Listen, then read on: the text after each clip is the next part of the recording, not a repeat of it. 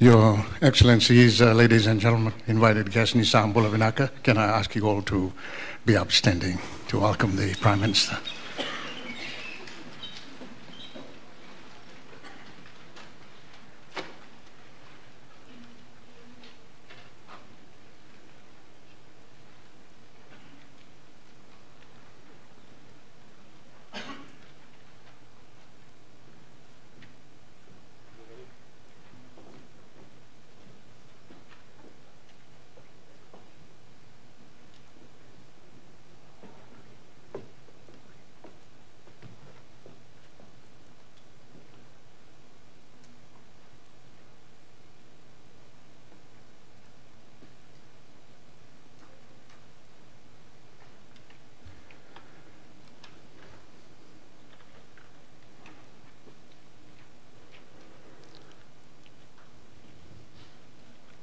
The Prime Minister of the independent state of Papua New Guinea, the Honourable Peter O'Neill, the Pro-Vice Chancellor of the University of the South Pacific, Excellency, the Secretary General of the Pacific Island Forum, Mayor Dean Meg Taylor, the High Commissioner of Papua New Guinea to Fiji, invited guests, Excellencies, invited guests, ladies and gentlemen.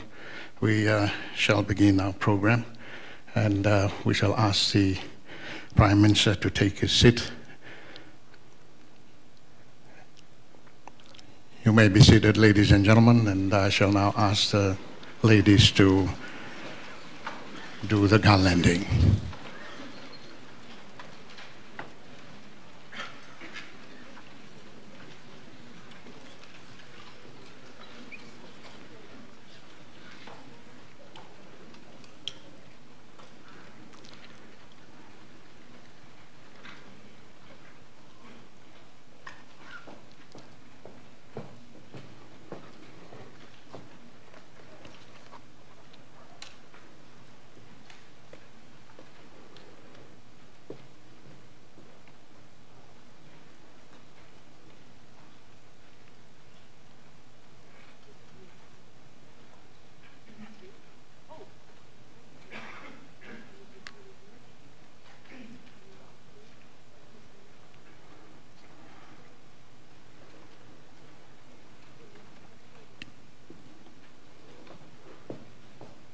Your Excellencies, Nisam Bulavinaka, we have your program there with you, and without further ado, I shall now be asking the Ambassador Winston Thompson, the Pro-Chancellor and Chair of the Council of the USP, to deliver his welcome address. Ambassador Thompson.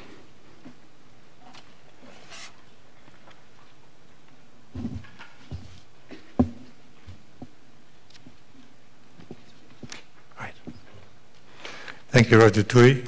Good afternoon. Honourable Peter O'Neill, Prime Minister of Papua New Guinea. Her Excellency Dame Meg Taylor, Secretary General of the Pacific Islands Forum. Her Excellency Ms. Lucy Bugari, High Commissioner of Papua New Guinea to Fiji and Permanent Representative to the Pacific Islands Forum and Council of Regional Organizations in the Pacific. His Excellency Asala Teleni, Fiji's High Commissioner to Papua New Guinea. His Excellency Ratui Wilati, Fiji's roving ambassador to the Pacific, Excellencies of the Diplomatic Corps, heads of regional and international organizations, members of the private sector, NGOs and media organizations, senior management staff and students of the university, media representatives, ladies and gentlemen. On behalf of the University of the South Pacific, I am privileged and deeply honored to welcome the Honourable Peter O'Neill, Prime Minister of Papua New Guinea, to the University of the South Pacific's Laucala campus. This is the second time, Your Excellency, for the university to host a leader from Papua New Guinea. The first was Sir Michael Somare, who attended the 25th anniversary of the Melanesian Spearhead Group in March of 2013. And it is indeed an honor for the university to host you, sir, especially as this is the University of the South Pacific's 50th anniversary.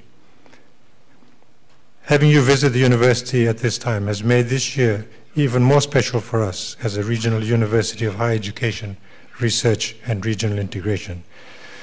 USP is particularly proud to host this public lecture by the Honourable Prime Minister, which is being streamed live via the USP website to all Pacific Island Forum countries.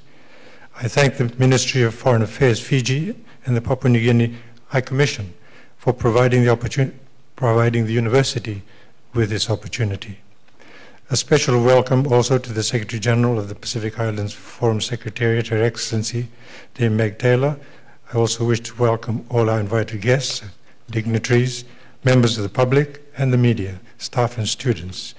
We're all very keen to hear your views, Your Excellency, on Pacific regionalism, the framework which our Pacific leaders have embraced for the development of our region.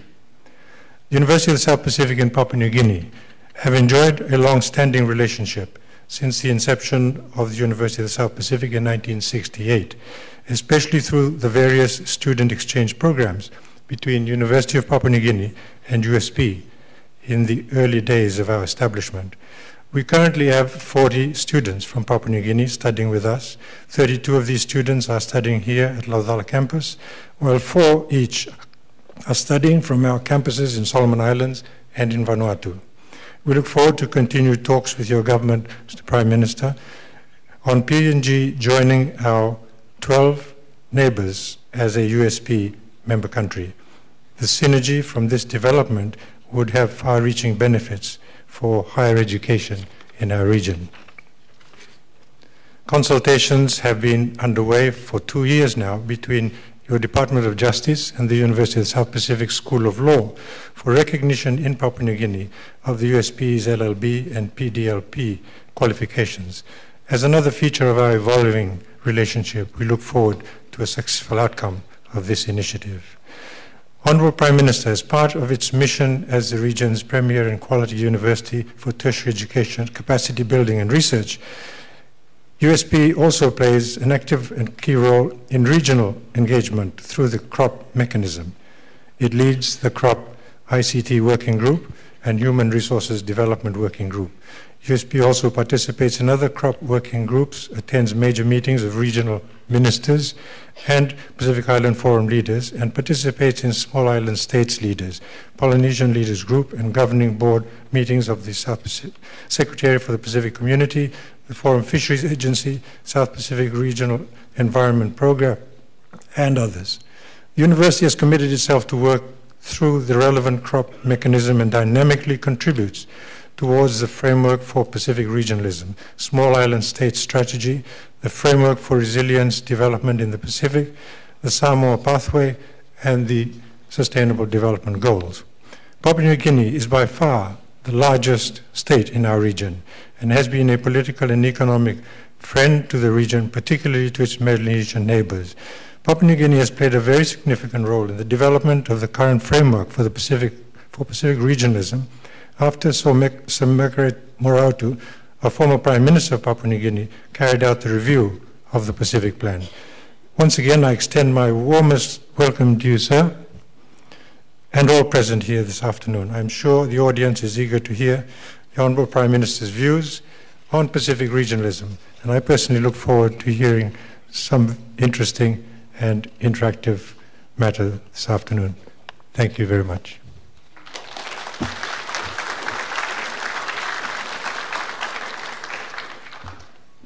Thank you very much, Ambassador Thompson, for those kind welcome remarks.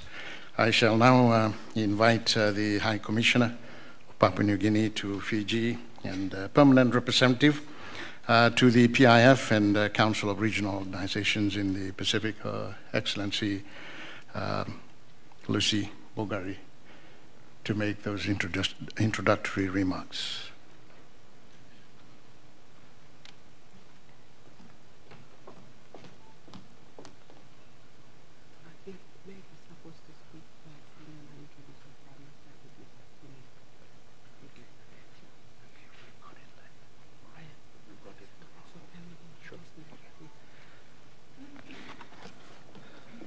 Your Excellency, the Prime Minister. Ladies and gentlemen, Excellencies, we have a slight change in our program.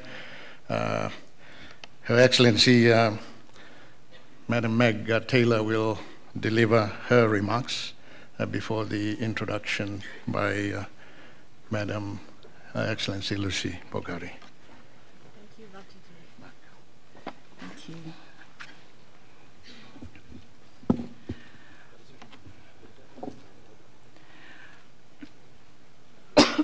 Right Honourable Peter O'Neill, Prime Minister of the Independent State of Papua New Guinea, Mr. Winston Thompson, Pro-Chancellor and Chair of the USP Council, Your Excellencies, representatives of diplomatic missions, Rati Tui, ladies and gentlemen and students, thank you all very much for being here this afternoon. And it's an honour to speak at this distinguished lecture on the occasion of the official visit of the Right Honourable Peter O'Neill, Prime Minister of Papua New Guinea, to Fiji, and indeed to the University of South Pacific. It is perhaps also apt that we are here at this institution this afternoon to speak on the topic of regionalism. As you're all well aware, the University of South Pacific celebrates its 50th anniversary this year. And since its establishment in 1968, it has remained one of our region's greatest examples of regionalism, and the benefits we share from pooling our collective resources for the betterment of our people. There is no doubt that the region that we live in today has vastly changed and evolved from what it was when this institution was first established.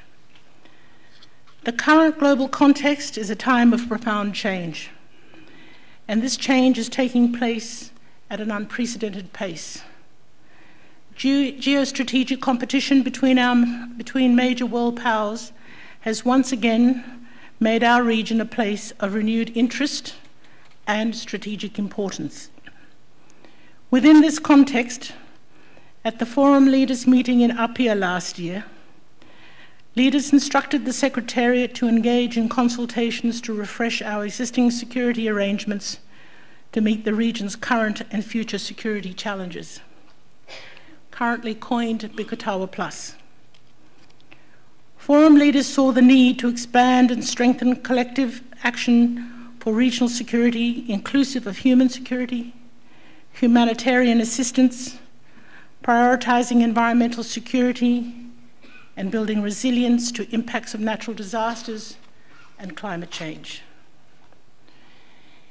This has been aptly stated by Fiji's Minister for Defence and National Security, Ratu Inoke, last month, that at the heart of all this is ensuring that this new declaration will enable us to work better collectively to forge a secure and stable environment that will enable all our Pacific peoples to live free and worthwhile lives. Following extensive consultation with officials and foreign ministers in the coming months, leaders will meet in Nauru in September to consider this work coordinated by the Secretariat. Honourable Prime Minister, ladies and gentlemen, if we are to ever realise the full potential of Pacific regionalism, then now is the time. The current moment calls upon the region to be steadfast in our solidarity in order to secure the integrity of our ocean sovereignty, cultures and resources. An issue of critical concern in this regard is securing our maritime boundaries. The 22 Pacific Island countries and territories manage 20% of the world's ocean in their exclusive economic zones. There are 47 shared boundaries in the Pacific, and 33 treaties have been signed since 1974 between countries. The settlement of maritime boundaries provides certainty to the ownership of our ocean space, which is vital for our Pacific cultures and critical for managing our ocean resources, biodiversity, ecosystems, and fighting the impacts of climate change. We know we are facing an increasingly crowded and complex Pacific region with a range of both new and old partners seeking to increase their influence here. A key driver of the increasing interest and complexity of our region is China's growing aspirations. It is important to acknowledge that many Forum countries have strong economic and political ties with China. At the same time, it is important that we are all aware of and understand the real opportunities and potential challenges presented by these developments. Realising the potential of Pacific regionalism in today's context will require a range of focused political conversations in order to establish the foundations for the future of our region.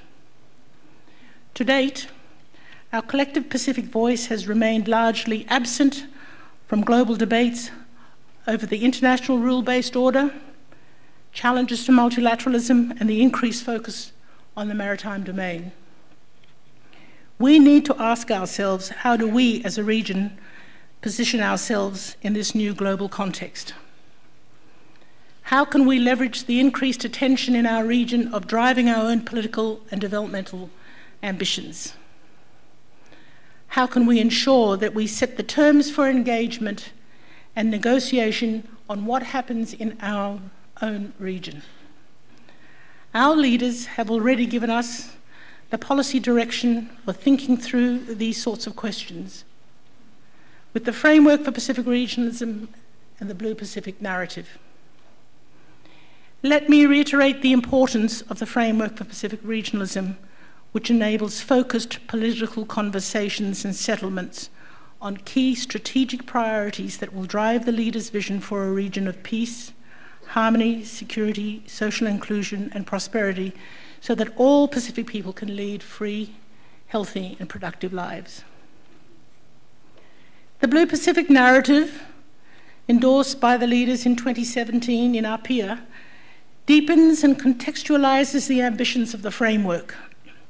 It helps us to understand in our own terms, based on our own unique customary values and principles, the strategic value of our region. It guides our political conversations towards ensuring we have strong and collective voice, a regional position and action on issues vital to our development as a region and as the Blue Pacific continent.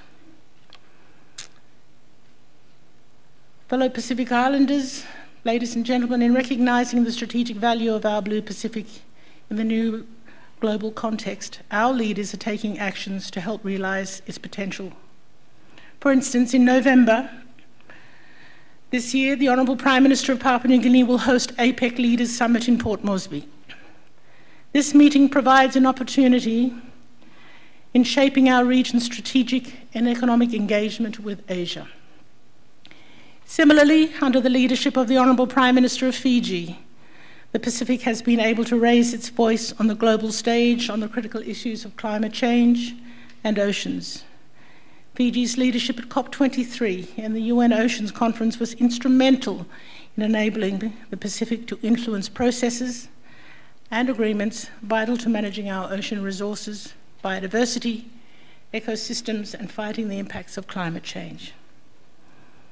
Honourable Prime Minister, ladies and gentlemen, while much remains uncertain in the current global order, one thing that we can be sure of is that we must face the future together if we are to secure the well-being and the potential of our ocean continent, the Blue Pacific. I thank you.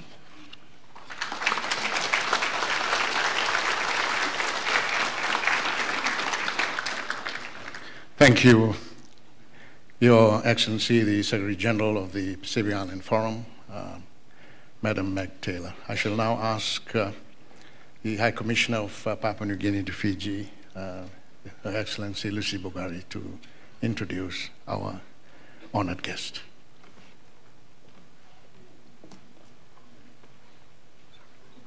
Now it's my turn.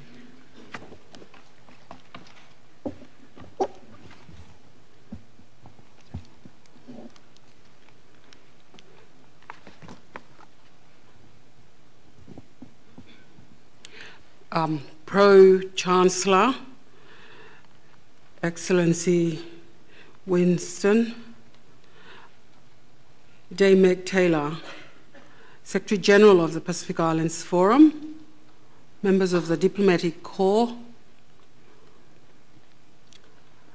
the High Commissioner of Fiji to PNG, staff and students of the University of the South Pacific. It is my honor and duty to introduce the Prime Minister of Papua New Guinea, the Honourable Peter Paire O'Neill. Honourable Peter O'Neill was born in Papua New Guinea, and he was educated. His early education was in Papua New Guinea, and he went to the University of Papua New Guinea. He graduated in accounting and commerce at the University of Papua New Guinea with an honors degree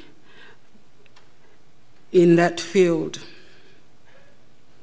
He was qualified as a certified accountant, practicing accountant, and also served as the president of PNG Institute of Certified Practicing Accountants.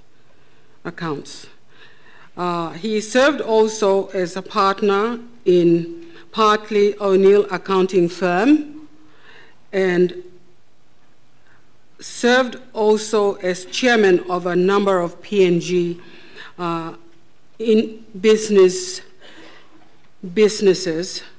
and public enterprises. He was chairman of the Motor Vehicle Insurance Limited, executive chairman of the Bank of Papua New Guinea, PNG Banking Corporation. He was also chairman of the Pacific Finance Limited, executive chairman of Remington Technologies Limited. He also served in other similar companies and numerous companies. Prime Minister O'Neill first entered Parliament in 2012, and he became Minister for Labour and Industrial Relations. He also in 2003 to 2004, he served as the Public Service Minister and also leader of government business. He was the leader of opposition when the government in which he was changed, and he became leader of the opposition in 2004 and to 2007. He again came into Parliament in a government that changed again in 2007 to 2010, and he was Minister for the Public Service and Minister for Finance and Treasury.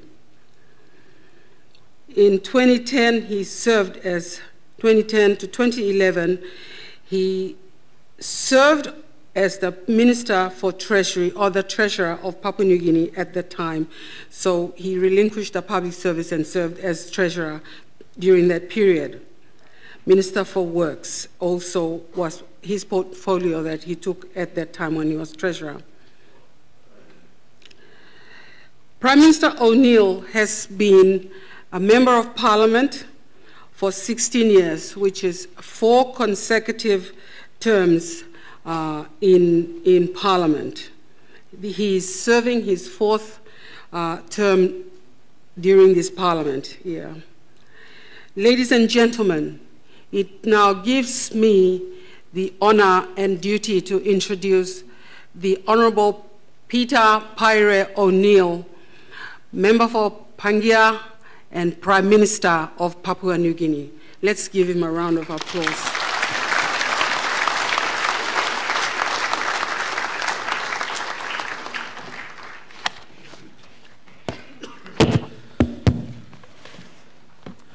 Thank you, Ambassador. That was a lengthy introduction. I was thinking, when is it going to end? But Pro-Chancellor and Chair of the Council of the University of South Pacific, Your Excellency Ambassador Thompson, Excellencies, High Commissioner for PNG to Fiji and Fiji to PNG, Minister of State Enterprises of Papua New Guinea, Honourable William Duma, our governor of one of our provinces, Honourable Chris Iveta, Secretary General of the Pacific Island Forum, Dame Taylor, staff and students of the University of South Pacific, ladies and gentlemen, good afternoon to each and every one of you. I'm very appreciative of the opportunity that you have given me today to address you on this important subject of Pacific regionalism. This is an important subject because it certainly changes the way we look at managing issues that affect every man, woman, and children, both here in Fiji and, of course, Pacific generally. Regionalism is an important driving force for collective action as we develop our countries and as we speak as one voice, the Pacific voice.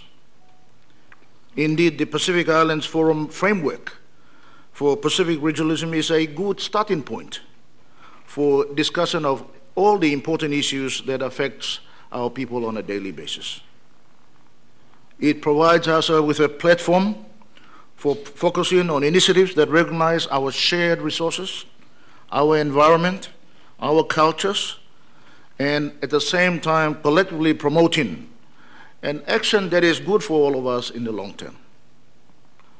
The Pacific regionalism in the current context within which we are discussing today began with the Eminent Persons Group through the Pacific Island Forum, and the intention of that group was to review the Pacific Plan and make it more inclusive for our people.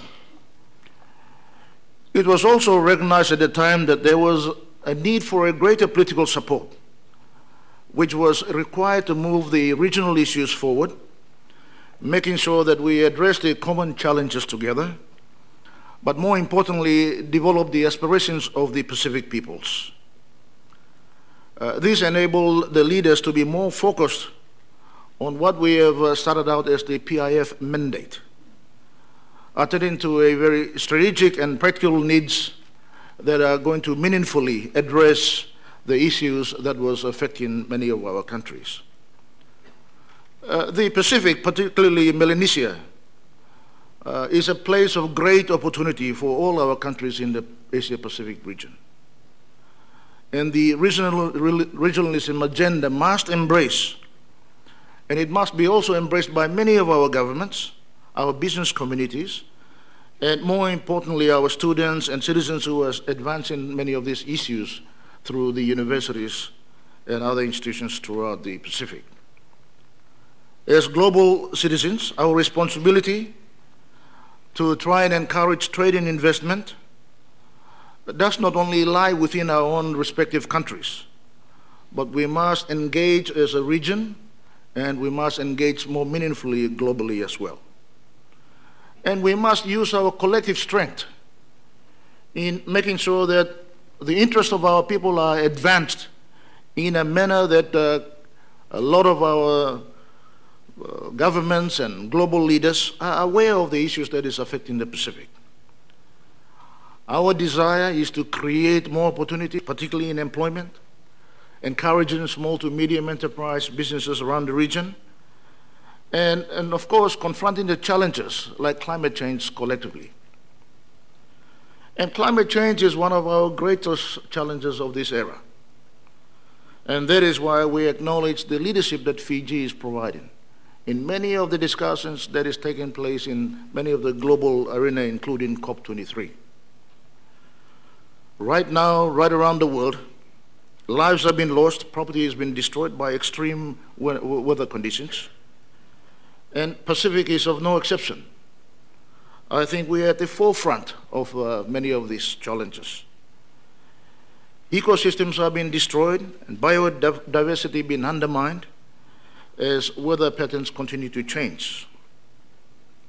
And of course, these environmental conditions will continue to change, especially in these decades ahead of us. It is destroying the livelihoods of our people, particularly fish stocks, ruining farms and gardens. And that is why there's an urgency for us to support Fiji and the leadership that Fiji is providing at COP23. But more importantly, the agreements that we have signed in Paris, by all Pacific Island member countries. That is that there is a greater need for us to continue to address the climate change challenge and making sure that we manage our oceans in a more sustainable manner. That is why regional cooperation is very much needed by all Pacific Island nations.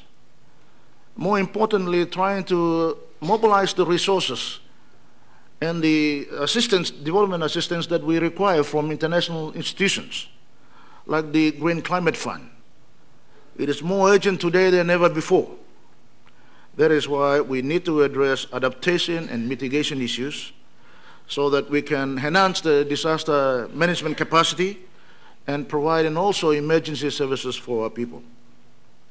At the United Nations and many other global forums, Pacific countries are small, but collectively our votes matter on global resolutions so that we can be able to position ourselves in a very strategic manner that is going to be able to draw attention from the international community. In the fisheries sectors, our resources must be managed sustainably so that we can manage the issues about illegal fishing, unregulated fishing in our region that is destroying stock, fishing stock, while there are illegal fishing that is continuing in our region. That's why in Papua New Guinea we recently introduced a rebate system, which is a step in the right direction about managing our fish stocks in our oceans. We will continuously work with the other countries in the region, trying to improve and develop better practices so that we can retain more values and at the same time maintain acceptable levels of stock within the fisheries sector.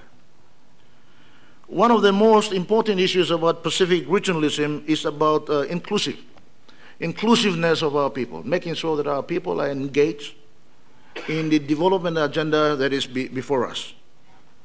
We must continue to create opportunities so that our people can continue to participate meaningfully in small to medium enterprises, more so engage in the formal financial sector, have access to capital, and make sure that we must close the digital divide that exists in our countries so that we can continue to empower our citizens.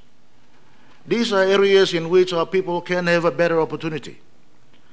I'll give you an example about Papua New Guinea. In Papua New Guinea, we don't have a very established financial sector. We don't have a very established business sector because our citizens are engaging in many of these activities for the first time. None of their relatives in the past were engaged in business activities. So we have a first generation of Papua New Guineans coming through in establishing themselves into SME and other business opportunities that are available. That is why empowering them is very crucial, making sure that we provide the right infrastructure, making sure we provide the right training and education, skilling them so that they can be able to be meaningful participants in a growing economy. This year in November 2018, we will have Papua New Guinea is going to host the APEC, of which the Leaders Summit will be held in November, the final meetings of the leaders. As host and chair of APEC, we will strengthen the inclusiveness agenda, but more importantly, connectivity between our people and the opportunities that are out there. I would like you to provide some policy agenda that is on the APEC list for 2018. That has set a tone for our policy discussions and deliberations during the year, and our dialogue between APEC leaders and Pacific leaders is very crucial. In recent years, the APEC member communities have more focus on Asia rather than the Pacific. That is why, being the first Pacific Island nation to host APEC meeting, we thought that it was very important and it's crucial for greater engagement by our small island nations.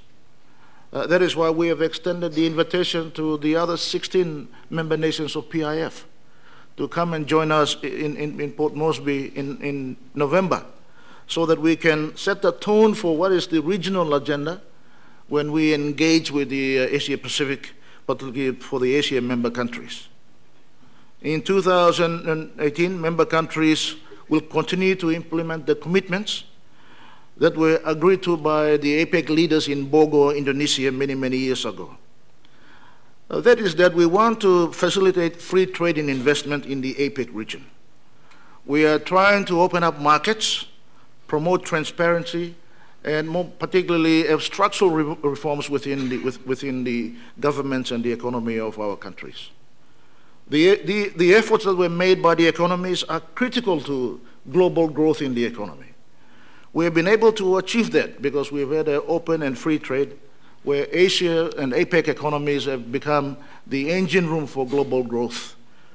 That is why the theme of harnessing inclusive opportunities and embracing the digital future is an important subject for the APEC 2018 Leaders Meeting.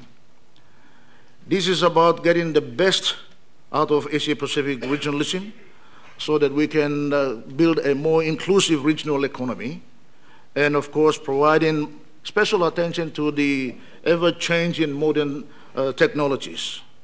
That is why deepening the regional economic integration and improving connectivity are crucial to the themes that we are going to discuss at the APEC Leaders Meeting. As host, Papua New Guinea is, of course, trying to ensure that we continue the discussion on free trade and investment goals that have been guiding the APEC economies for quite some time. There are member nations of the APEC who are opposed to that. They want to protect their economies and they want to ensure that their economies benefit their citizens more than anything else. But in many ways, that is a short-term view. You may gain some outcomes out of those sort of protection of the economy in each individual nation. But as a region and as a changing global environment warrants, it is not possible to sustain that kind of policy into the long term. That is why our work for this year, in 2018, about improving connectivity and improving the global value chain initiatives, progressing the work of the next generation of trade and investment, these are very important issues for the region. That is why Pacific leaders and Pacific economies will be invited to participate in promoting a sustainable and inclusive growth in the region. APEC is also focusing on efforts about sustainable growth towards reducing poverty and hunger in the region, and of course promoting education and enhancing food security. Food security is particularly very important.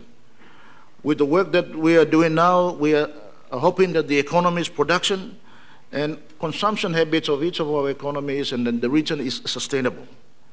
That is why a policy priority of APEC is to maintain a clear focus on gender inclusion and empowerment. The third 2000 APEC policy discussions will be taking place very soon, and Papua New Guinea and other Pacific island countries have been invited to participate in this very important policy agenda. That is that we must go beyond just trade. We must go beyond the border so that we can help each of the economies sustain the growth that we are experiencing for a long term, so that we are not undermining the business community and the confidence of the business community.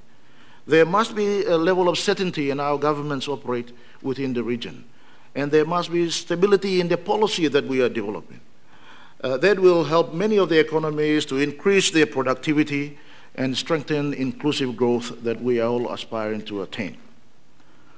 For Papua New Guinea, building a strong economy is something that we continue to enhance, and working with the APEC member economies has been able to allow us to do that. We have been able to build a sustainable growth of our economy for the last 16 years, averaging 5 to 6% per annum. That is not easy given the global challenges that we have, especially when they are reducing commodity prices and especially when there is protection agenda of each of the major economies that they are pursuing, and increasing tariffs around many of the products that we produce in the region.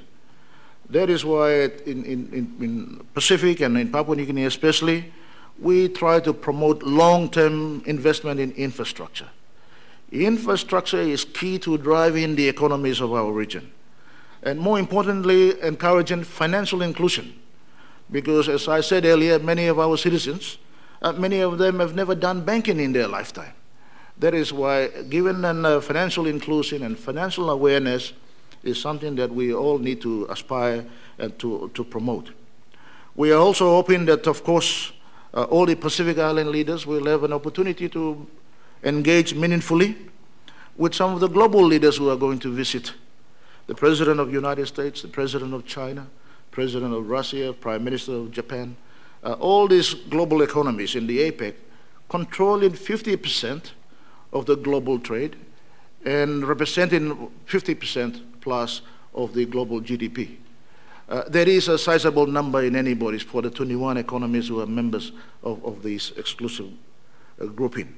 That is why it is important that Pacific Island nations stand strong, stand together, making sure that our agenda is at the centerpiece of all the discussions that are going to take place. In concluding, let me say this. In the Pacific, we are often underestimated. But I can tell you that we are leading some of the global discussions that are taking place on climate change, on trade and investment, on the agendas of APEC. That is why by working together, even though we may be smaller countries, but our numbers are unequal at the United Nations and many of the global forums. Only working together we can achieve the aspirations of our people. Working together as a region, we will deliver to the expectations of our people. Be more inclusive in the economic growth and the story of economic well-being for our people. And that is the only way we can improve their livelihoods and, of course, their lifestyles for many of our people in the region. Pacific regionalism is not a concept. It is already a plan in motion. That is why we need to embrace this as a tool for all stakeholders in making sure that we make a real difference in the way we manage the well-being of our people. I hope this gave you a better insight of what we are trying to do, the Pacific regionalism agenda as a PIF grouping, but more importantly as what we are trying to achieve for the region in the APEC 2018 agenda in Papua New Guinea. I hope we can work together, and thank you very much for giving me this opportunity to speak to you. Thank you.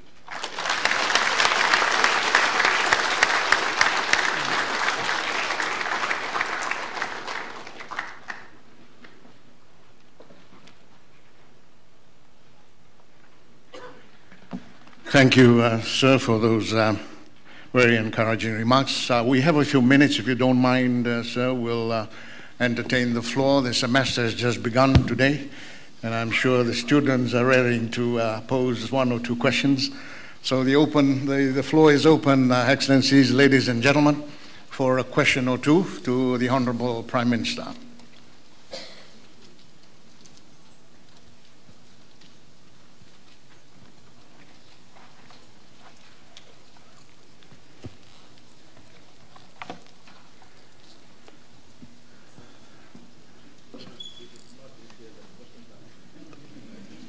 So it's all been very clear, Excellency.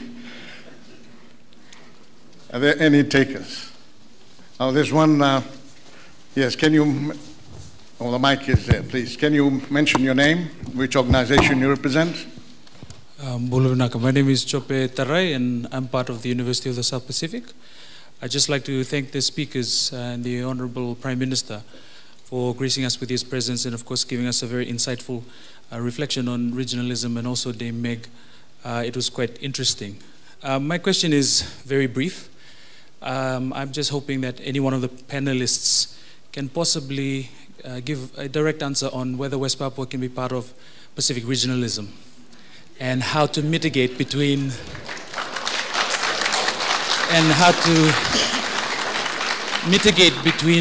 the ethnocentric interests that are coming around the world. While it is noble, I'm reminded of Bernard Narokobi, of the Melanesian way, and the fact that we talk about inclusion. Can our brothers and sisters from West Papua be also included? Naka.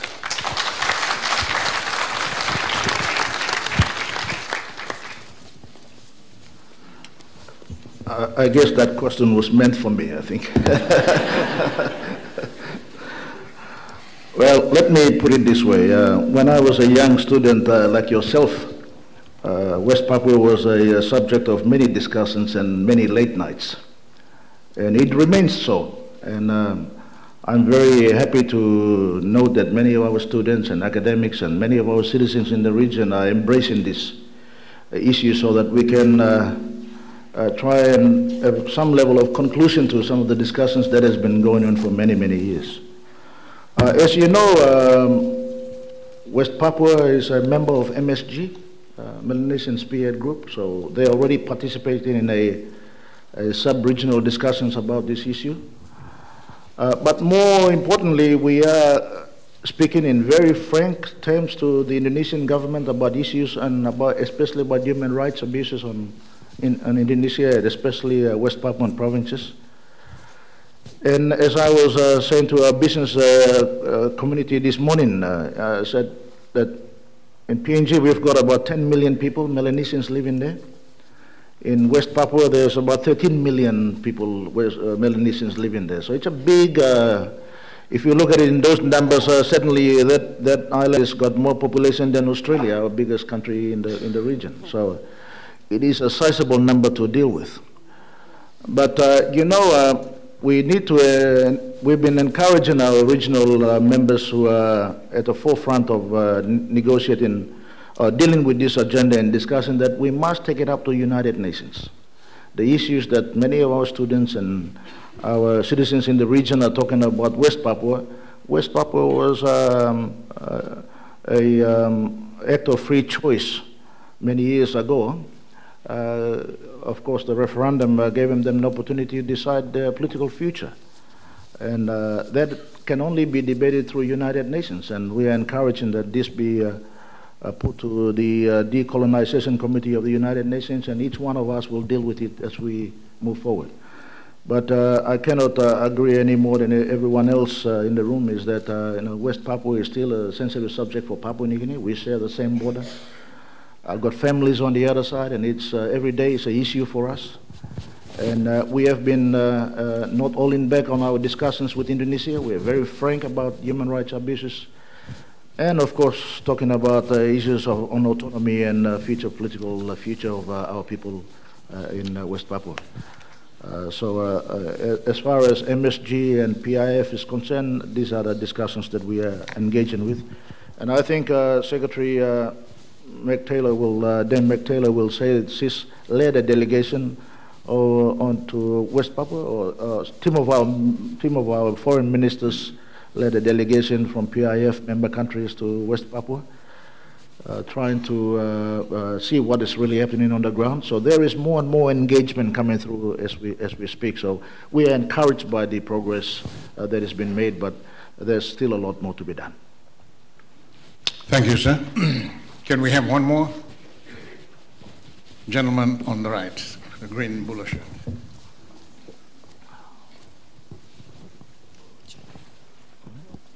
Hi, my name's Lachlan Hagen. I'm from the Australian National University, and I just wanted to thank the Prime Minister and all of the panellists for their time. I just had another brief question for the Prime Minister and also the Secretary General. You mentioned how PNG has had consecutive years of growth, but this hasn't necessarily resulted in the alleviation of poverty in much of the country. And I just wanted to know, how is it that PNG and the rest of the region can better translate this growth into stronger livelihoods for the Pacific peoples? Thank you very much. And you know, when we talk about inclusive growth, that's precisely where we're aiming for. What we have, when we came to government in 2011, we saw that many of our citizens we've been marginalized, and they were not part of the growth and the success story we've had. In fact, going back 10 years, and this is quite well documented by, I think, World Bank and some of the other institutional development partners that we have, that PNG went through a period of what we call a lost decade, from 2002 to about 2010. And that was that we had a huge economic growth, averaging about 9–10% per annum. We had surplus budgets. In fact, all our trust accounts were full of money. but wasted management and wasted opportunities. So when we came into government in 2011, I deliberately went into a deficit budget, but focusing more on investment in the education and health sector of our country. So what we introduced was what we call a free education policy, where every child, because of their circumstances, should not be denied access to basic education. So from elementary school to year 12, we have now created what we call a free education program right throughout the country. That I introduced in 2011, and of course we went to the elections in 2012. So my opponents and my friends on the other side took me to the cleaners, telling me that this is unsustainable and it won't be able to be funded properly. Well, I can say that now after 7 years, we've been funding it every year. So what that has meant is that we have had a student population of 1 million students at that time. But after the policy was introduced, we doubled the numbers of kids in school to 2 million. And of course, in Papua New Guinea, when you live in a village community like myself, when you have a choice about paying school fees, you give preference to the male child, and normally the female child misses out on getting a decent education. So when we introduced our policy, what it meant was that 50% of the entire education schools population in each class was 50% were girls. So I'm very pleased with the outcome, because it means that the girls are better educated, they can make better choices in life, and they can get a skill that is going to improve their standard of living and their families. And the second issue is to build on from there. What we are trying to do now is introduce what we call an education endowment fund, and which is not any different to what they do in Australia, where students are given student loans at the very zero interest rate, and they can pay it over the lifetime where it can be repaid while they're employed. So they can have access to tertiary education and universities to educate themselves. So where a country like PNG, where there's quite a huge differences in the income levels of each family, these kind of policies in free healthcare, free education, right throughout the country is important. It is now starting to change the impact that is happening on families right throughout the country. So the second issue is many of you may think that PNG is a very small country. No, it is a big country, and very rugged mountains, and the infrastructure that you need to build to get to each community is quite challenging. So the budget that we have, which is about 12 billion kina a year, is not sufficient to try and attend to all our challenges that we have. But we've been building it over time now. So 7 years of consistency has seen us delivering results that even we thought it was impossible a few years back. So I'm pleased as the way we are moving forward, but there are challenges there, and I'm the first one to admit that. And we are going to get there by working together, and we've been able to, in the last term of parliament and this term of parliament and the one before, we've been able to deliver a very stable political environment, meaning consistency in policy and consistency in the leadership of some of these agendas that we have. So we've had the same education minister for 5 years, and likewise in many of the other ministries. So there is continuity in the implementation of those key policies that we believe in 10 to 15 years' time it'll change the country. And now we look forward to being part of that change, and hopefully our young people can embrace this as well. Thank you very much, sir. I think that is okay. One more question, the lady on the right.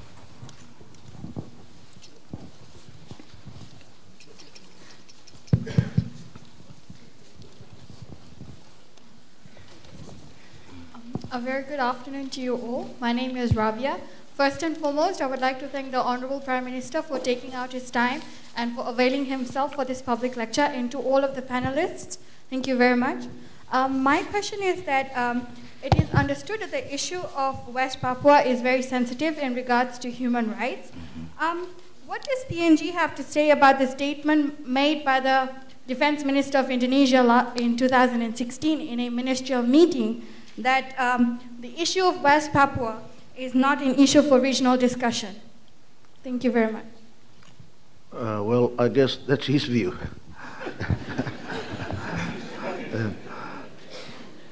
It will certainly be a discussion of interest to many Pacific Islanders and also Papua New Guinea for many, many more years to come. So I think those kind of comments are unhelpful. We live in a advancing global community where Indonesia is a very important economy. Probably it'll be in the top 10 economies in the world very soon. 250 million people. They require food security and all the other aspirations that the people want as well. And they need to take some responsibility on some of the issues that's surrounding West Papua. And we will continue to engage with them in a meaningful way. Thank you, Your Excellencies. I think we have come to the end of our session. I'm sorry, just that these two lovely ladies on my left are encouraging me to say a few words about Bougainville, and we have similar choices on Bougainville. And I've been encouraging the debates on Bougainville to be done in a responsible way to the leaders of Bougainville, and there's no doubt there's some aspiration about self-determination, and we accept that. We are going to a referendum in July in 2019, and we will be, of course, working with our other Pacific Island countries to make sure that that's done in a peaceful and responsible way. But the peace agreement was developed some 20 years ago by our forefathers of our country, and many of the founders who wrote the constitution of our country were involved in the discussions around the peace agreement. And the agreements enacted laws of our parliament. So it is established under the constitution of our country. And they saw that referendum on Bougainville, whatever the outcome of the people's desires on Bougainville, must be presented to Parliament for its verification. Meaning that Parliament can either reject the outcomes of the referendum or endorse it. So we are making sure that people understand the process. We don't want too many people to be disappointed unnecessarily, because Papua New Guinea is in a very unique position. We've got over 850 different languages. Over every valley and mountain is almost like an entirely different ethnic grouping and different language-speaking grouping. We've got about 1,000 tribes, and on average, each tribe has got 200,000 people. The population of Bougainville is 200,000 people. So you can't encourage a situation where a country will have 1,000 different nations in one such a diverse country of Papua New Guinea. So we need to address this in a very sensible manner that it does not compromise the stability of the country. And as you know, the peace agreement was established, peace was established in Bougainville by our party leader at that time, Bill Skate, and our party has got a huge respect and understanding on the ground on Bougainville. And they know that we will discharge this in a very responsible manner, but very fair manner. And we will certainly be able to take into account the wishes of the people, and we will make sure that we structure a political future for Bougainville in a responsible way. Thank you very much. So it is my pleasant task now to move the vote of thanks as we come to the end of our symposium. The Honourable Prime Minister, I take the opportunity to say, Honourable sir, for your presence here at the USP, and more so, sir, for sharing with us your vision on regionalism in the Pacific. No doubt all of us present here today agree that it has been stimulating, just as it is thought-provoking, as to generate discussions in our own different spheres of work as peoples of the Pacific. We will continue to look to you, sir, and Papua New Guinea for leadership and inspiration during the challenging times that our region is going through. And also may we wish you Godspeed as you will leave our shores shortly, and our best wishes for the stewardship of the APAC summit that the people of the Pacific are equally honored and proud of, as you are, sir, to be hosting later in the year. I thank our distinguished speakers who have also taken part, Ambassador Winston Thompson, Pro-Chancellor and Chair of the USP Council, Their Excellencies, Madam Lucy Bogari, the Papua New Guinea's High Commissioner based in Suva, and Dame Meg Taylor, the Secretary General of the Pacific Island Forum, for your valuable interventions. To the leadership of the USP, we thank you for being generous hosts. The Honourable Prime Minister's visit to the Suva campus, taking occasion as you celebrate your 50 years anniversary, will no doubt be considered a very, very special moment to shine, given the historic nature of the Honourable Prime Minister's visit. Last but not the least, I thank the audience, the members of the Diplomatic Corps, the representatives of our international organizations, and students and friends who are here today. No doubt we would all leave from here the richer in our individual quest to promote and guard regionalism for the sake of the peoples of the Pacific, as we have been challenged by His Excellency the Prime Minister of the independent state of Papua New Guinea. That brings us to the end of our public lecture, ladies and gentlemen, and thank you all again for your participation. May I announce before we leave that there is refreshment served at the outside foyer, as well as for our invited guests down under. So may God bless Papua New Guinea, may God bless Fiji, the USP, and the Pacific region. Let us put our hands together to thank.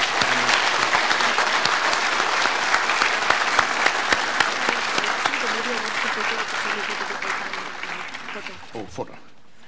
There's a request for a photo opportunity, Excellency, if you don't mind.